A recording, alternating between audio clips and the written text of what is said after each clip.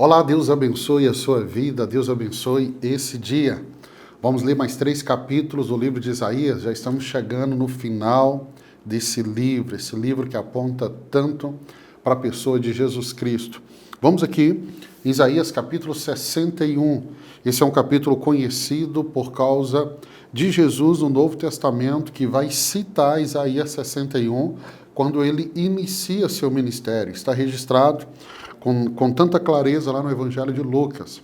Capítulo 61, Isaías, qual que é o propósito? Anunciar a missão do ungido do Senhor e a restauração de Israel.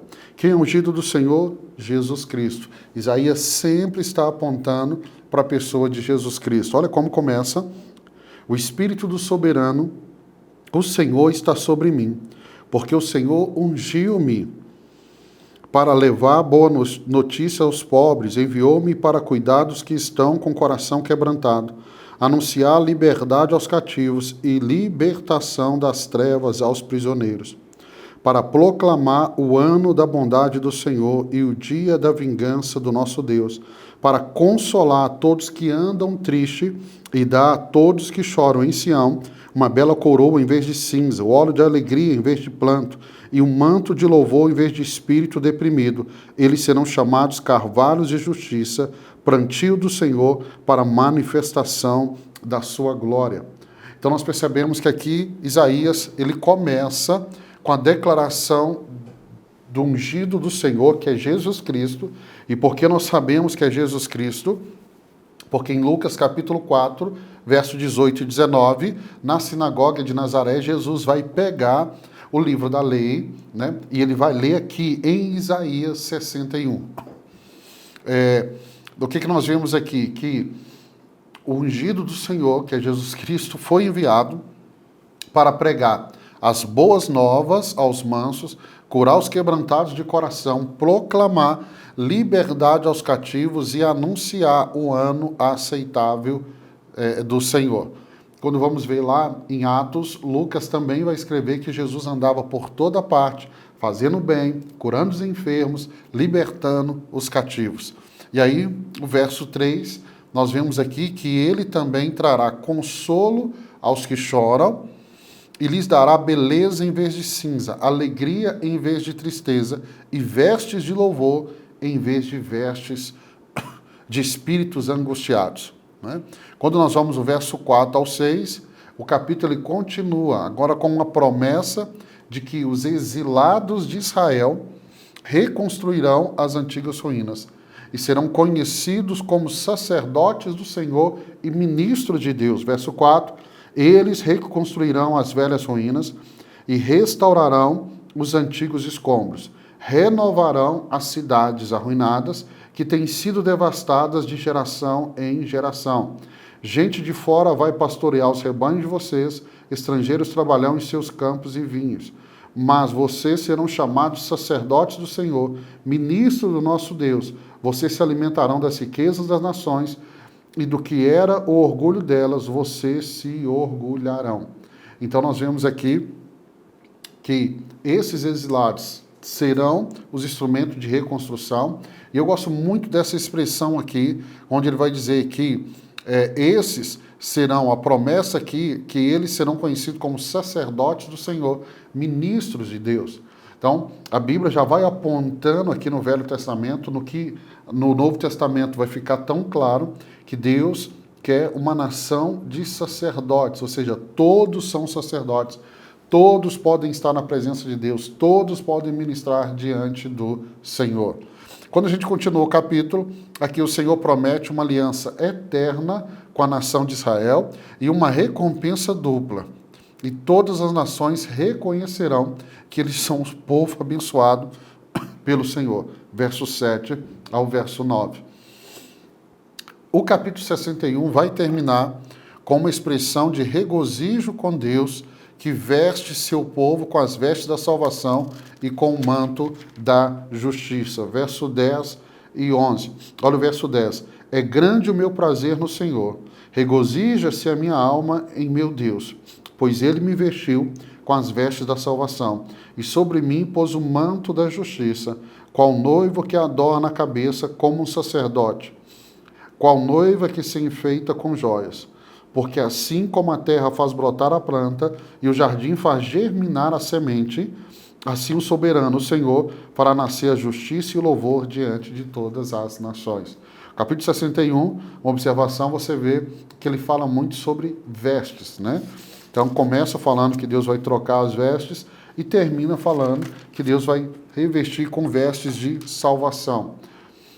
Se começa falando que aqui no capítulo 61, né? O Senhor vai, versículo, aqui ó, consolar todos que andam tristes. Ele, verso 3, e dá a todos que choram em Sião uma bela coroa em vez de cinza. Aí quando a gente vai lá para Mateus capítulo 5, no Sermão do Monte, Jesus vai dizer assim, bem-aventurados que choram, porque eles serão consolados. Então você vê que essa promessa aqui de Isaías está ecoando nos lábios de Jesus ali no Sermão do Monte. Vamos para o capítulo 62. Capítulo 62, o propósito é proclamar a restauração e a nova identidade de Sião como uma cidade de glória e uma cidade de louvor.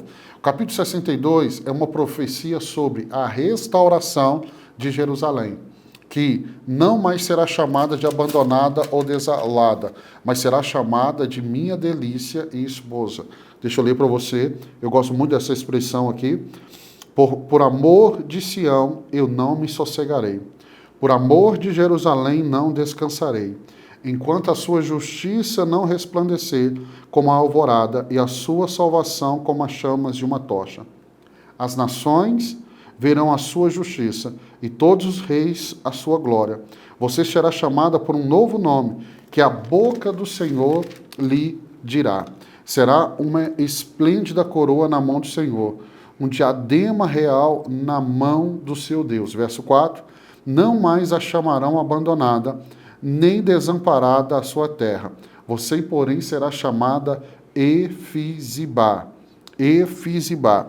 Efizibá significa meu prazer estar nela. Ele continua.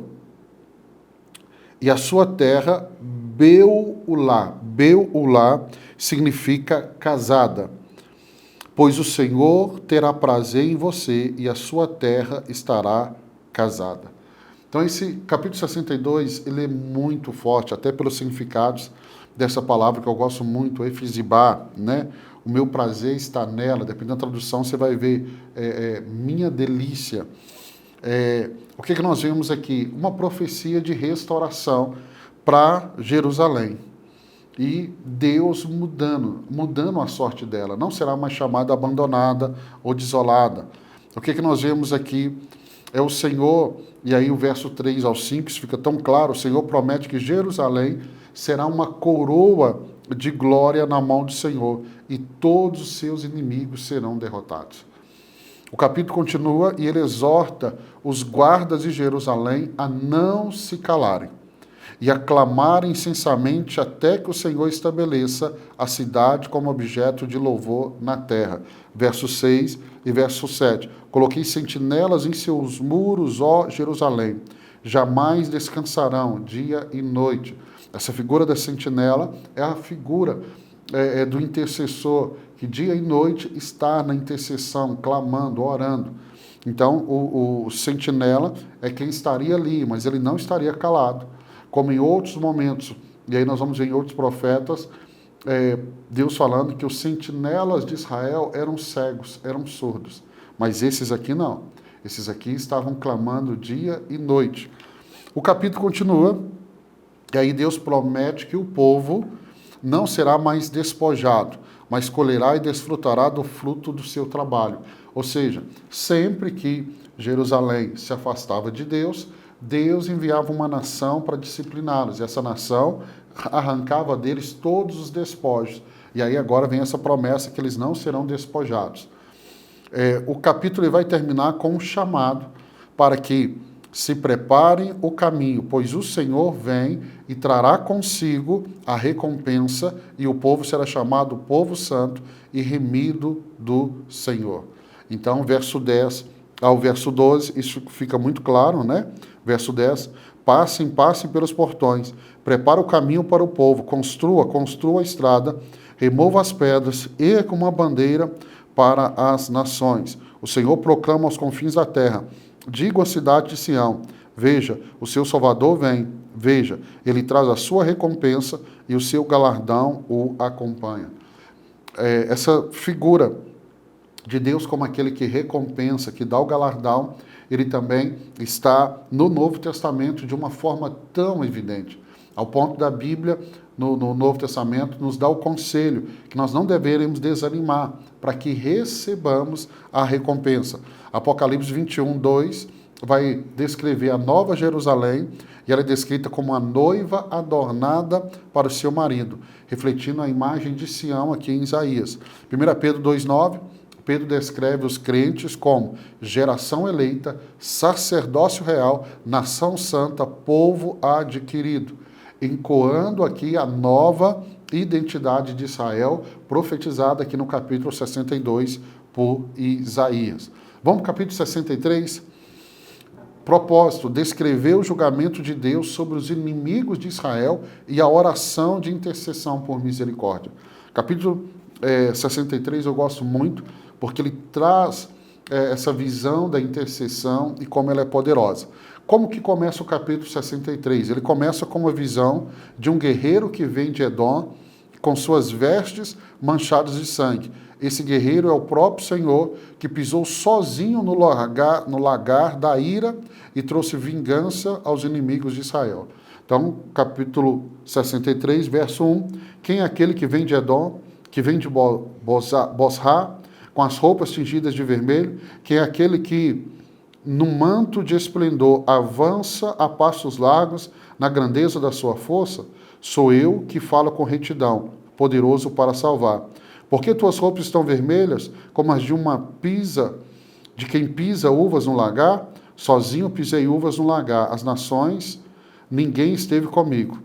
Eu os pisoteei na minha ira, e as pisei na minha indignação. O sangue delas respingou na minha roupa, e eu manchei toda a minha veste.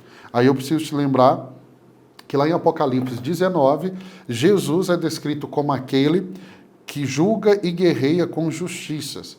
E Apocalipse 19 vai descrever as roupas de Jesus salpicadas com sangue. Entendeu?